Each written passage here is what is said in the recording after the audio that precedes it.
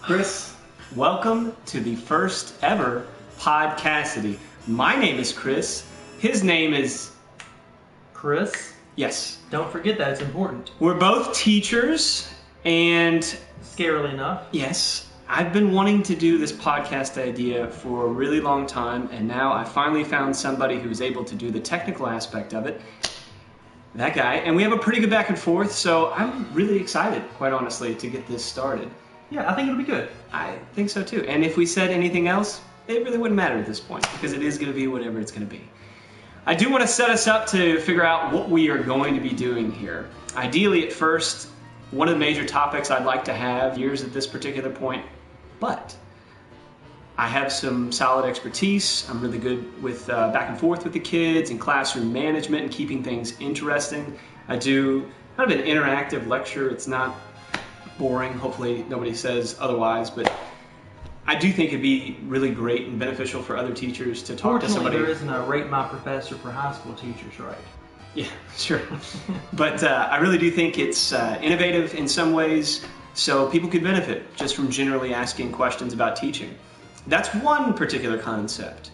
And I'm going to try not to fuse these too often within any particular podcast because I want people to tune in and know what they're getting. Another idea is This Week in Sports.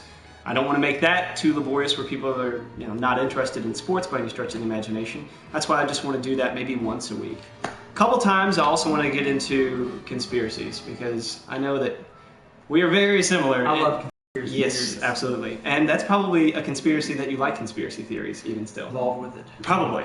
But anyway, so we're probably going to do that because we both kind of get into the rabbit hole, metaphorically speaking, when it comes to those kind of things. Mostly when we have too much time on our hands, like spring break and fall break. Fortunately, spring break is a blessing. Yeah. We're on it now. It's nice. And then I also want to just do general interviews.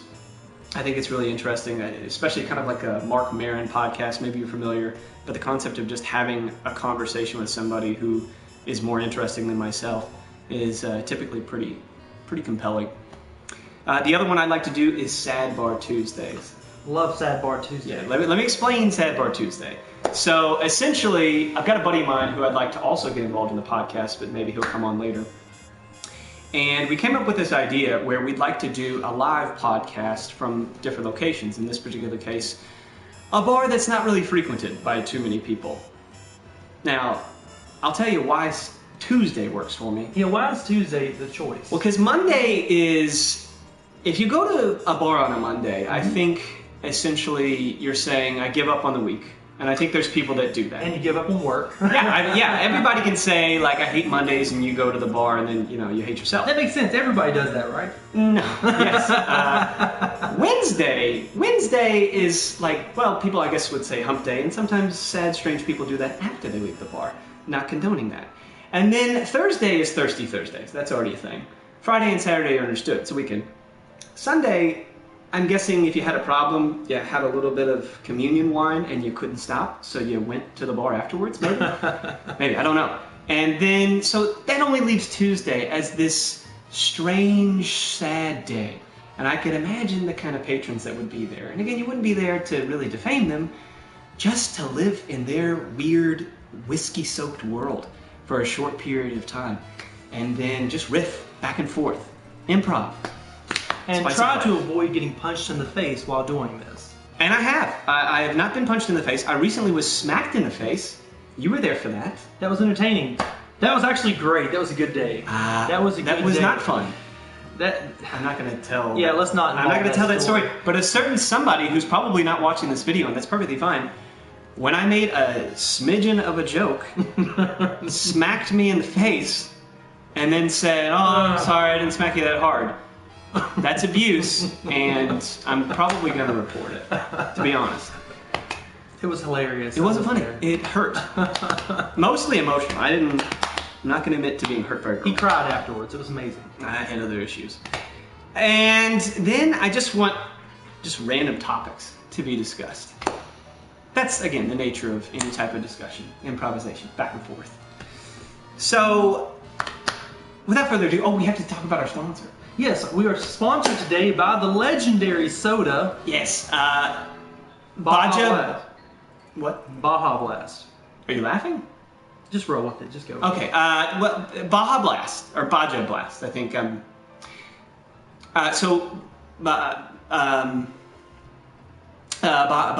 Blast. This can is expired, by the way. I want to go ahead and point that out. But this joke isn't. The Baja Blast. It's a blast.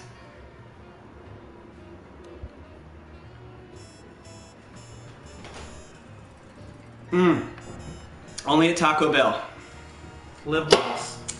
Can you Live believe they Manos. paid us like $5 for that? I can't believe they didn't pay us for any of that. They did. Baja Blast is one of my favorite sodas at one of my favorite locations. And I guess at this point I should probably tell you a little bit about myself. I'm a recovering Taco Bell addict, although I don't think you're ever fully recovered, mostly because your arteries are permanently damaged from your time spent there. However, by the way, we're never going to actually have them as a real advertiser because we just totally shamed their entire corporation. But I've enjoyed their food. I spent $3,000 there my freshman year. That's true. That's a fact. Yeah, that's an absolute fact.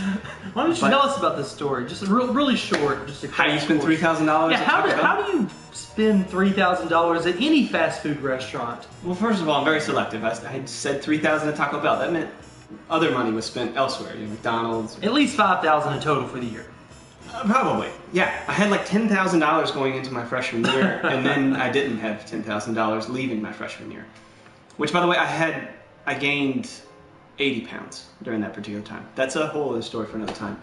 But essentially just my buddy and I, who maybe we'll have him on the podcast at some point, we would just, at the end of every night, decide to go to Taco Bell, and I'd get $15 to $20 worth of food. It's easy to do.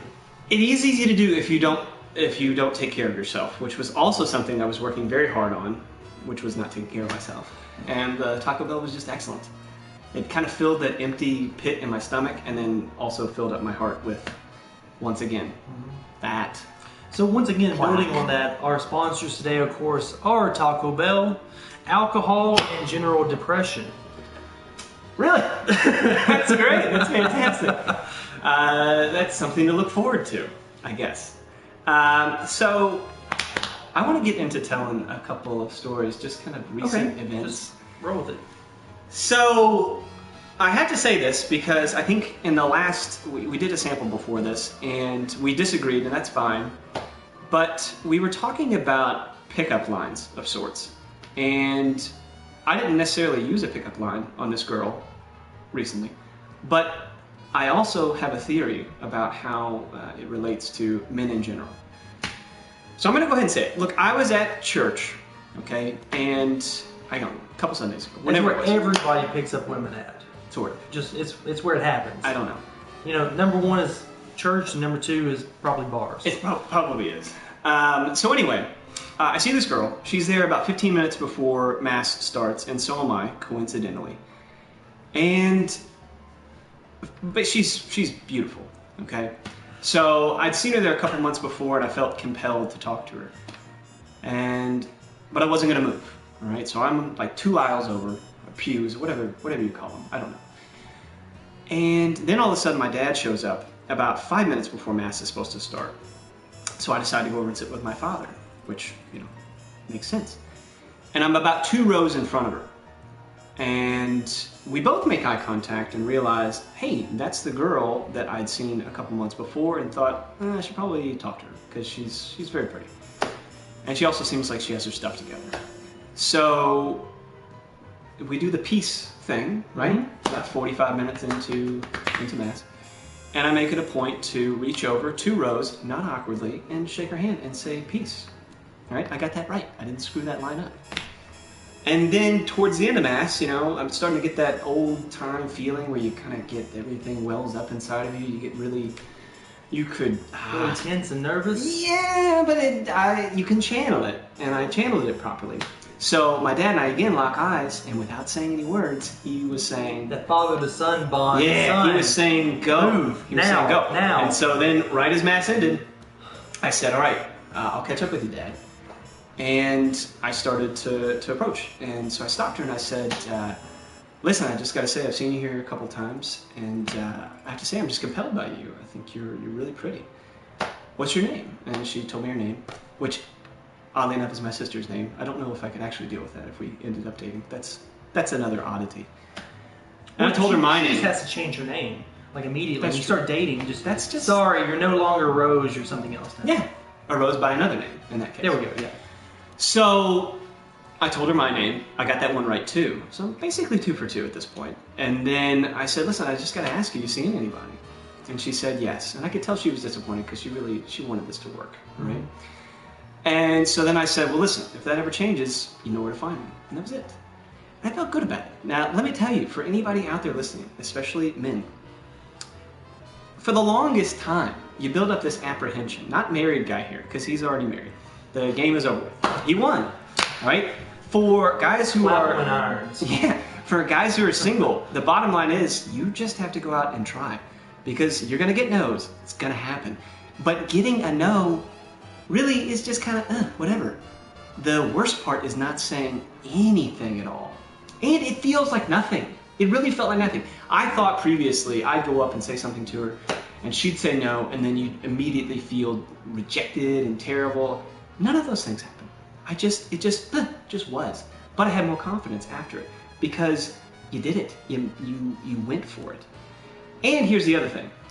For the ladies in the audience, the 2 of you that might be watching and have decided to stay tuned, please have mercy on a guy who comes up and asks you out, right? He is essentially saying, all of my pride, all of my confidence is going to be out there, right up on my sleeve, and I'm going to take a shot right now. And the entire time that he's catching up with you, if there's distance to close, he's terrified, right? So be kind if you say no. Be kind. Because it is terrifying. At any rate. Yeah, that actually brings up I know a guy, and they're actually married now. It actually worked out. But the pickup line, best pickup line I've ever heard. They were once again in church. You make the 3rd person I know that's actually looked for dates in church now. But this guy, it's a happenstance. It's not. You're not just there. Well, the other 2 guys were actively on the hunt at church because they thought that was a good location. So this guy went up to this girl. He was sitting next to her, and he was like, "Hey, I don't know how to say this, but I think I'm supposed to be a priest, but I'm not sure. Will you go out with me?" And she was like, "Oh, that's so sweet, sure." Several years later, no, not me. That was not me at all. But Amanda knows who I'm talking about. She knows the story, and I'm pretty sure the guy probably lied about it. I don't think he ever had any intentions at all. I know she's man-hating over there. Mm-hmm. Yeah, that's normal. Best pickup line ever, though. Do you know any other good pickup lines? What's the best pickup line you've used? I don't use pickup lines. I have an intro, which is essentially stating your objective. That's all it is. This is who I am. I'm interested. Boom, go. And by the way, no, that led me to another point that I wanted to say, which was, and I want to be very careful about how I phrase this. No doesn't mean no. Wait, right? Let me finish, okay? What that means is, when a girl says, no, I'm not interested in you, you leave, right? You don't stay. Cops get involved, it's a whole thing. You leave. But what I mean by that is no doesn't mean that she's going to mean no forever. I've had that happen multiple times, where the lady says no, you leave, and women watch to see what you do. Do you rebound? Do you keep your life going at that point? You mean asking a girl out on a date, no does not necessarily mean no. But not in other categories that we won't go into. Well, the other one is a girl leaving you. Uncomfortable quickly. I'm not uncomfortable. Another one is a girl leaving you, because it doesn't mean no forever. I've had plenty of girls leave me and say, yeah, no, that's a good intro. I've had plenty of girls leave right here. And just cursing my name and all sorts of terrible stuff. And then no forever, because ladies watch to see, what do you do? Do you recover? Do you gain 80 pounds and start looking like meatloaf? Literally and figuratively? Okay, what do you do? They do, they pay attention. Yeah. And if you keep your life going, maybe even you cut a little weight, you look better, you dress better, you've got your stuff together, they take note of that. Because it's not affirming for their no. Because they might have said no for any number of reasons. That's potential. It is potential. It's happened in my life. Our audience really loved the meatloaf gag, by the way. They're all laughing. Oh, that's great. Yeah, by the way, we have to say our audience member is Amanda, Chris's wife. We're not going to pan the camera because it's going to break. Not because she's on it, because we don't know how to set this thing up.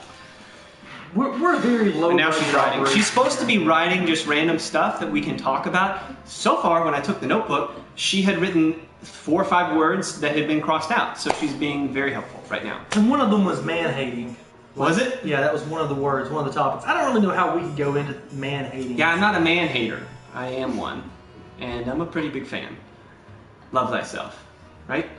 Sure. Well, let's go ahead and roll on to another topic. Okay. I know conspiracy theories are one of your favorites. That's true. So we have that in common. Yeah, that is true. That is true. Have you heard of the newest conspiracy theory? Which is? The Panama Papers. Apparently, lo and behold, big surprise, but rich people have been hiding their money from taxes. Amazing. Huh. Well, that's not very groundbreaking. Just, I don't know how anybody ever saw that one coming. That's not surprising. But let's talk about more crazy theories, though. Oh, well, everybody does JFK assassination. True, they do. Everybody does that. Yeah. And then Bilderberg and Trilateral Commission and the Illuminati and all that kind of stuff. Go to Better Burger? Yeah, maybe. Don't do that at Hardee's, by the way. Went to Hardee's one time. Sorry to go off, but this is going to happen. So bad. So I went to the Hardee's in Bardstown. Hardee's is another sponsor of ours. Yeah, Hardee's. What is it? The thick burger? I don't know. The Amanda really burger? likes the burgers, though. I'm going to disagree. The last time that I went to Hardee's, okay, here in Bardstown, and I don't care if the Hardee's in Bardstown gets upset because this happened. I ordered one of the thick burgers with white cheddar cheese, or whatever, provolone, I don't know. The cheese was white. That's an important point to understand because of the contrast of the black curly hair that was present on the cheese on the patty. So I don't go to Hardee's in Bardstown anymore. That's a pretty good reason. You know, there's a second good reason why you shouldn't go there. Why? Somebody got shot there yesterday. Ooh. Like, I'm serious. I'm not even making this up. Somebody literally got shot there yesterday.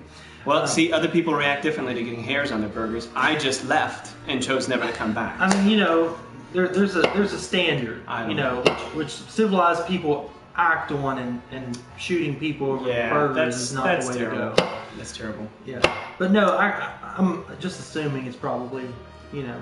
Yeah, most of the time, is the person okay, or they not? Oh, but they're apparently in the hospital and they're refusing to say who shot them, which means it was probably someone they knew. Okay, well, I hope they're fine, but I want to transition to my next joke Maybe here. it was a worker. I don't know, which is that typically fast food places kill you slowly. Again, through heart disease and general depression and things like that, which are caused by the thick burger, amongst other culprits. At any rate. So, other than conspiracy theories, I guess I have to ask, if you were a sample caller, let's say your name is Chris, I don't know, M. Okay, is that close enough? It's pretty close. Let's say that your name is Chris M. And you are a teacher who's been teaching for almost 2 years. So long. And I'm a teacher who's been teaching for about 5.5 years. If you were to ask me a question, just a general question, doesn't mean that you've had issues with it, doesn't mean that you're insecure about it, doesn't mean that you think I'm the end-all be-all when it comes to understanding classroom management, but if you had a question, what would you ask? Anything. What's your trick to surviving till Sunday? Well, I don't look at it as survival. I mean, I talk. It's because I talk in front of people all day long. And I love my job. I really do. It's a lot of fun. I don't look at it as survival. I think there's different points of the year. I think February is the worst month, by far. There's nothing going on. Basketball isn't very interesting at that particular point. It's cold. You are kind of hoping for snow days because it is just kind of bitter. You know, I'll be honest with you. I think at this point, we should just schedule snow days as a fact. Like, there's been 1 week, and for 3 years now, we've been off on this week. It's whatever. Maybe the first week of February. It's whatever week Ash Wednesday falls on. But I remember that because of that day, and we have never been in school on that day. I'm seeing if she has any. No, she has nothing. I don't know what we're paying her for, really. Yeah, we're sponsored by Amanda today. Amanda. Yeah. No. There's no words there because you're not giving us anything. It's terrifying. Let's have a moment of silence for the wisdom forth by Amanda. Yeah, we really appreciate it. We really appreciate it. Nope. Now, one of the frequently asked questions that I have from other people who are trying to teach is it important that your students like you? It depends, I would say. Oh, Are you looking for an answer? No, I'm asking you, Oh. and then I'll answer it because I'm selfish. It depends, because I'm pretty sure after spring break, no student will like you. I think it depends. You've only I think it had one depends. spring break, to be fair. You've only had one spring break. I'm not talking about me. I'm talking about you. Well, you've only experienced one spring break. What does that mean? They come back and they're like, you know what? Because you teach AP I classes. hate that Cassidy guy. Yeah, because you teach AP classes, and the test is coming regardless. So they're going to hate me or you more than me. Maybe. I think here's the deal. It is important that your kids like you, or maybe that they even care about. Mm-hmm. That's true, because there's going to be a lot of hard work during the year, and people tend to not want to do work if they can avoid it. I think we know people like that at jobs we've been at.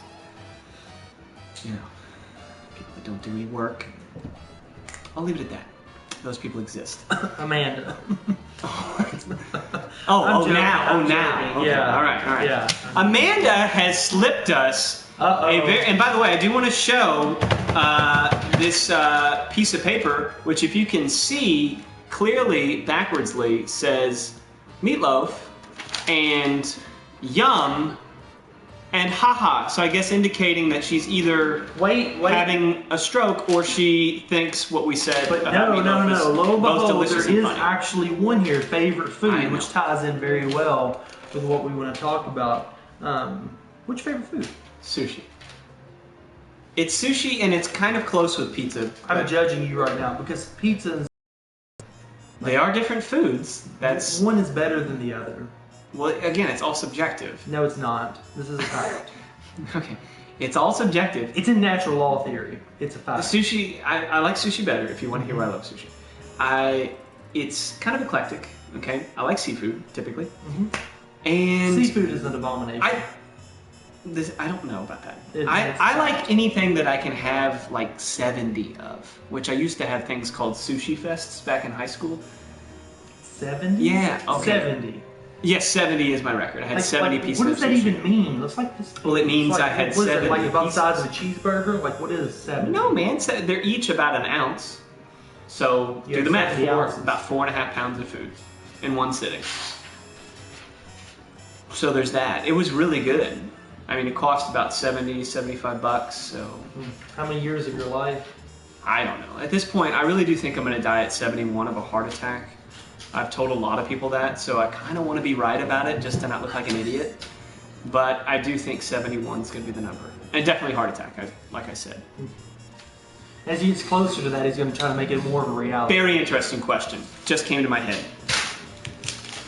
If you could choose, would you rather know when you're going to die or how? Neither. No. Actually, no. But if I had to know no one- wishy-washy stuff. That's not what we're going to do on this podcast. Come on. How you're going to die or when you're going to die? Neither. No, you have to answer the question. Literally, that would be like being put on death row, and you know when you're going to die. They tell you. Okay, You're not so- sure about the method. So you're not- laws change. So you're not a fan of that. No, So I'm you not. want to know how. No. But at the same time, though, I don't want someone to say you have an inoperable brain tumor. You're Okay. probably going to die. Right, We right. don't know when. Okay. Neither one is what I would wish on myself. I'm asking if you had to choose. You have to choose. I don't have to choose anything. Yes, you no, do. I don't. What? Well, you tell me your idea then. I would rather know when. When? Yeah. So you want a clock that literally ticks down. I would rather know when, unless it says like tomorrow, right? That would be terrifying. But I would rather know when. I'd like to know 71, 74. Have a kind of a catalog of how much time. Because if you know how, and it says like axe through the head, you're just going to be paranoid. You're going to be terrified of axes for the rest of your life, which you should probably be a little scared of to begin with, right? Mm-hmm. It's not exactly something you're supposed to hang out with or pet or whatever. It's an axe. Mm-hmm. But yeah, I'd rather know when.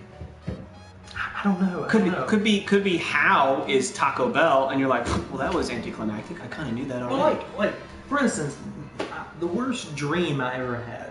Yeah. It was very realistic. It was what they call was it vivid dreams or whatever? Lucid dreams. Wait, dreams. so you can actually feel like you're moving Yeah, stuff in it? I was actually there and I was murdered. Did you live through the murder? No, I died. That was You it. didn't, when somebody was murdering you, you didn't move or No, I jolt did. I yourself? was moving, and the guy was 3 guys, and they were going to shoot me, and they had the one in the middle had a gun, and he said, "You know why we're here?" And I said, "Yeah." And I sat down on the couch. Actually, this couch, kind of a scary thought. And the guy was like, "Well," and he cocked the gun and pointed at my head, and I was like, "Hey, I don't want to see it coming."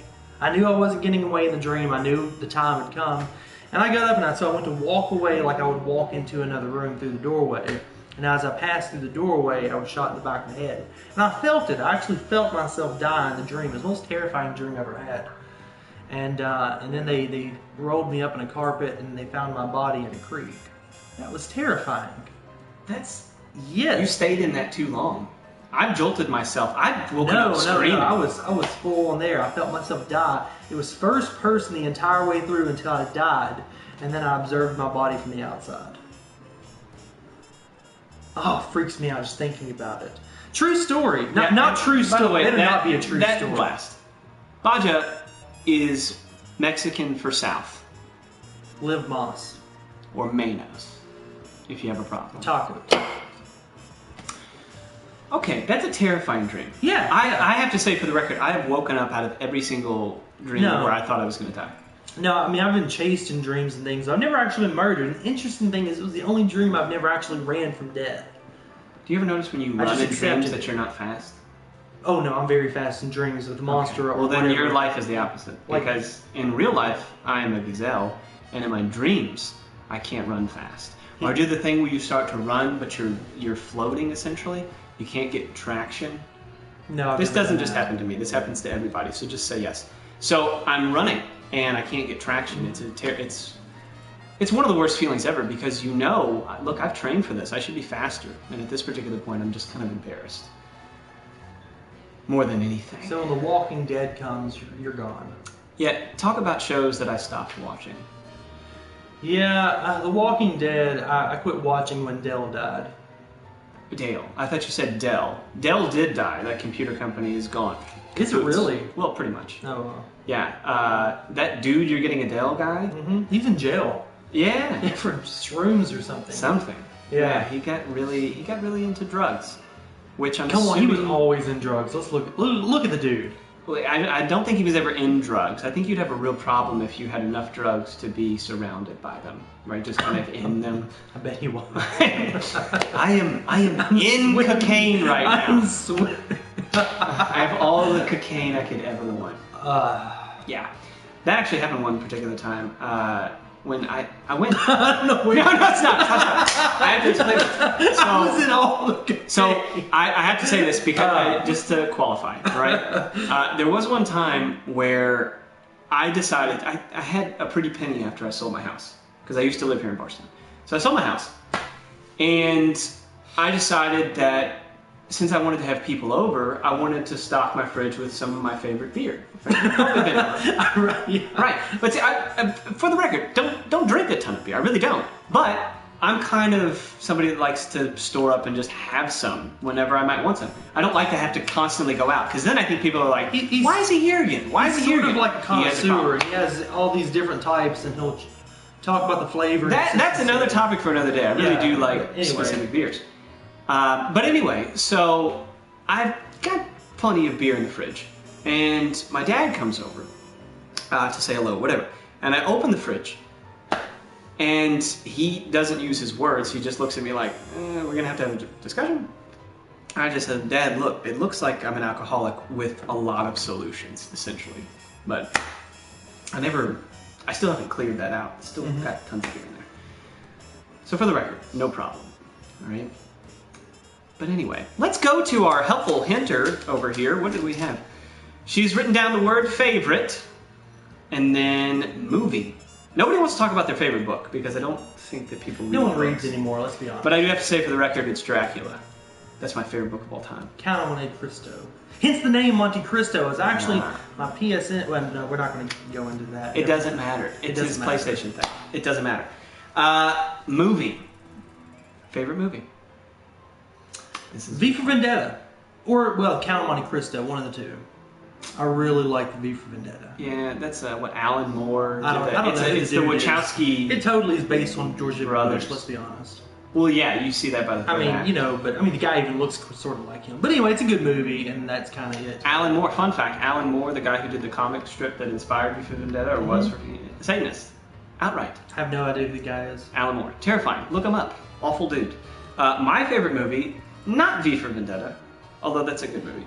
He's more of a movie guy than I am. Sort of, yeah. Now, if we ever have another guy on this podcast, his name's Stuart, we'll actually have to adjust the seat because he'll kind of need to sit on a high-rise like this, like a booster seat like you see for little kids at restaurants and Chuck E. Cheese's.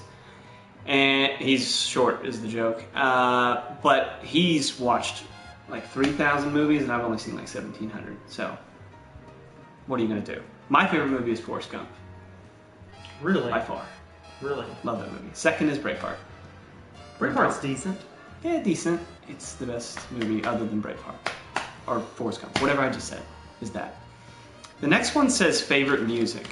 And I don't know about you, Chris, but sometimes I just like to dance. Your thoughts?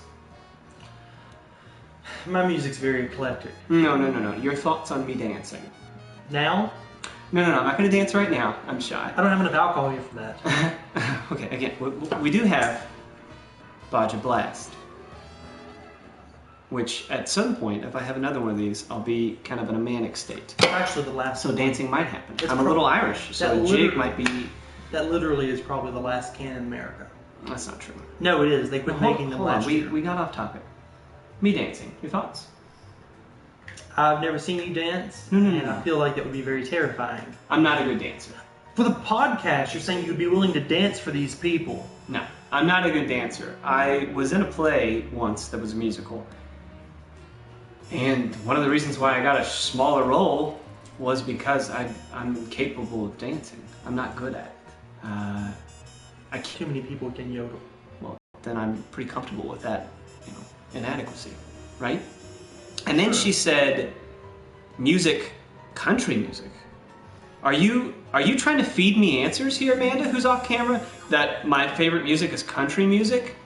It's not. In fact, the only country music I like is Randy Travis. Hey, what was that song you said the guy, basically, it sounds like he made a bet to make the song. You and Stu Ham was talking about it. She loves that song. Whatever that song is, she loves it's that by song. Keith Urban. It's John Cougar, John Deere, John 316. Yeah. It's a really formulaic song, but it's terrible. It is, but it's terrible in an architectural way, which is amazing. It's like they made a list of all things they would like to put in a song to make it popular. Yeah. So they did this, and then they just well, the list is good enough. Let's just sing it. We did, and it sounded decent. And I think you can also do sad country song. My wife died, my dog left me, everything's bad in my world. I'm never gonna find anyone to love me, and my pickup truck is totaled, something like that. And people are like, that's a hit. But you I didn't really like mention that a train. song. You left out trains. There was a train that hit my dog and my wife.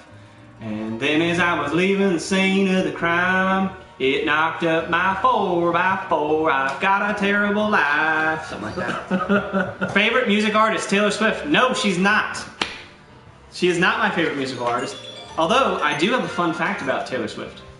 Mm-hmm. Did you know, and I learned this from my buddy who's actually in the music industry. Well, then I'm going to stump you. Her grandfather was a banker, like a big-time banker. Really? And so what they actually did to impress Sony, which I think that was the first label she signed with, to impress Sony, she had to move a certain amount of copies. So her grandfather, who was just really, really wealthy, purchased, I think, the first 5,000 to 10,000. Oh my goodness. Yeah, so basically all of her first CD that would have gotten her for her first major label CD was purchased by her family to make the sales inflated and look as if she was legitimate and actually popular. So we can thank them for bringing us Taylor Swift. And if you're a Taylor Swift fan, I'm sorry. I actually had a friend in college, his name was Seth, and he liked Taylor Swift. Not she's pretty, whatever. But he actually had an argument with me about the legitimacy of her music and talking about how, hey, she writes her own stuff, she can play the guitar, and it's like, I'd much rather listen to, I don't know, Stevie Nicks Janis Joplin's something else. Real musicianship. She's not really good at playing guitar, but every time she would come out with another song like Bad Blood, I would just get on Facebook and say, so how big a fan of Taylor Swift are you now? And he would say, oh, well, I'm not anymore. She's, not anymore. He's too mainstream now. Well, he wasn't a hipster guy. Oh. Which, by the way, biggest hipster in Bardstown. No. You're looking at him. No. You like what you see. No. Oh, that's sad. But so we don't bore people too much, let's just keep it rolling because I'm not a hipster and we totally need another topic. Here's another topic, and it's a very serious question, and maybe we can get some feedback in the comment sections that isn't about, how little you're enjoying this. Is it possible for a goatee to have a soul? And if so, does Chris M's goatee have a soul? It definitely has a life force. It definitely kind of like draws you in. When I'm talking to him, I realize I'm never making eye contact with him. I'm always just kind of staring at his goatee and just wondering why, mostly. But then I'm a little jealous because it takes me a long time to grow. Seventh wonder of the world. I think there's already 7. They threw the first one off the list. Pyramids of Giza are gone. I don't know about that, but it's a fact. Look it up. I don't know about that. But anyway, Amanda, do you have any more notes for us before I get off into a tangent that's going to offend people? Let me also say this, okay? Offending people is what you do. It doesn't bother me. It doesn't bother me to offend people because free speech is not about not offending somebody. Free speech means, yeah, it might offend you. It doesn't matter. Now you want to be kind, but it doesn't bother me if words hurt people's feelings if what I'm saying is truthful. It doesn't bother me. Now it doesn't mean that you say your face looks stupid because that's truthful, right? It's not even constructive, really. Could be. But that it might bring us back to why I got smacked. But that person was also not constructive. That's a good story. You should try to bring her one and let her tell the story. No, I don't. Yeah, let's do this. Let's do this. No, I don't want to do that at all. I want to have fun on this podcast. You don't want to be slapped. Yeah, I don't want it to turn into a domestic situation. But dude, think of what our views would look like if you literally got arrested right now. Like if the police came. I don't want that to happen. That's Amanda playing some video that probably has cats in it. Thank you, Amanda. I want to remind you again that our podcast is brought to you by Amanda, who's contributed such musings as favorite and movie. Favorite and movie. Oh, you mean favorite movie. But she does want everyone to know that her favorite music artist is Taylor Swift. Here's another note. That's funny. What he just did was funny. That's good. Well, Taylor Swift's not necessary. No, I think she's pretty. Are we allowed to say these things? Is this not a... I don't care. Okay. Well, because one time I did have... We have had several comments. Can I tell you a story? I don't care. Go ahead. Okay. And I guess this will probably be what carries us out because I want to explain this as well as possible. And I'm going to be pretty angry. Let's end on the lowest note we can. Yeah. D flat. I don't know. So I'm going to say this right now. I won't say who, right? I won't name any names so that people don't get offended. But I was at a friend's house one time, and it's essentially started out, I'm sitting on the left side of the couch where Chris M is right now. And then it was him and then his wife. Okay, so he's sitting in the middle. We're watching something, I don't know. The actress Alicia Cuthbert comes onto screen. And I just say out loud, because I was thinking it, Alicia Cuthbert is hot. And indeed, Alicia Cuthbert is hot. She's pretty, but she's hot. And I didn't think anything of it, right? I just made a statement, that's it. It's a statement of truth. I wasn't even asking my buddy to get involved in the statement because maybe his wife gets upset. He doesn't respond because I guess he's been in this situation before where he knows this is dangerous ground that I'm treading on. And she proceeds to get very upset about this. And in fact, she says, well, how would you feel if I said somebody was hot? And he said, I didn't. Chris said he thinks somebody's hot. I didn't say it. And she's like, oh, so you think she's hot? And he goes, how did you get that from me saying I didn't say anything? And she goes, fine, you think he's hot. Well, guess who I think's hot? Robert Pattinson from Twilight, the Edward guy. The stone face. We sparkle, we're vampires, it's new, get with it. I hate those movies so much. But anyway, he's like, okay, fine, you think Edward's hot, who cares? But she insists, because she's trying to twist, she's trying to dig it in. So she says, yeah, I think he's really hot. I think he's super hot. And she actually gets out a magazine and starts looking through photos that he's in, all right? And antagonizing him, opening up. So she already had the magazine, like, very look strange. at this. And by the way, when people have People magazines and OK magazines at the ready, this is a concern. This is a concern. This is a character flaw. That was a conversation. And I'm not naming any names, so nobody has to get upset. But there's pretty much only one person who knows what I'm talking about. That argument was already staged, is what it sounds like. Maybe. But I mean, like, she came in preparing for a battle. I don't know. She's pretty good at just being hot on the ready and being upset. But I understand what you're saying. So at any rate, she is just flipping through and pausing on these pictures, going, "See, he's hot, and I think he's hot." This is getting really awkward for me. So I'm over here, right? I'm going to play the role of me. I'm over here, and I've got a hoodie on. Oh, look, I've got a hoodie on now. And I realized, after about 5 minutes of this, I can't leave. I can't leave. You know why I can't leave? Because if I get up, everybody acknowledges that I exist in the room and that I've been there for too long watching this fight happen, and that feels inappropriate. So I can't leave. Everybody probably knows this, T-Rexes apparently couldn't see something if it wasn't in motion, right? So I'm hoping According that to they're both... Jurassic Park. Yeah, I'm hoping, which is where I get all my science. So I'm hoping that basically they're both T-Rexes, stay with me, and they can't see me, right? As long as I don't move. So I put up my hoodie, okay? Don't shoot. I put up my hoodie. And I just kind of slink down and realize I'm in this for the long haul, whatever it means. The fight escalates to the point where she says, she takes her ring off, wedding ring, and she says, "Put this back on my finger when you're ready to love me." And he said something along the lines of, "That finger's gonna get pretty lonely." Okay, something along the lines of, "You're gonna need to wait on that." Okay, so, and the whole time again, I'm just sitting here. All right, I can't go to the bathroom. I can't walk past and go, "It was nice to see you two. I'll see you later." So she tosses the ring at him, like the most depressing version of ring toss ever. Right? Nobody's winning. Okay. And that's pretty much it. It was illuminating. I realized that maybe I shouldn't mention that girls are hot, but then again, I have no issue. I'm just. It sounds like that girl was.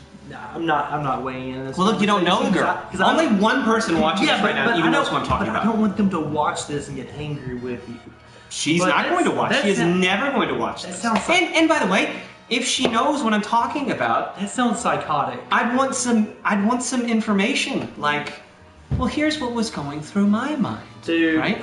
This chick's randomly gonna start commenting back on us now. Anyway, well, I'm not paying attention to comments. Oh, I know.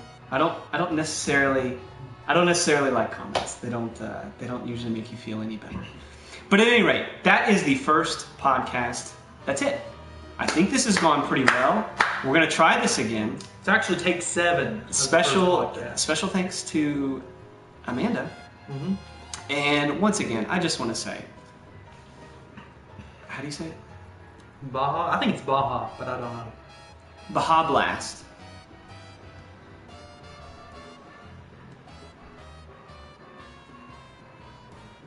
First I was afraid, I was petrified. I kept thinking I could never live without you by my side. But then I spent so many nights just thinking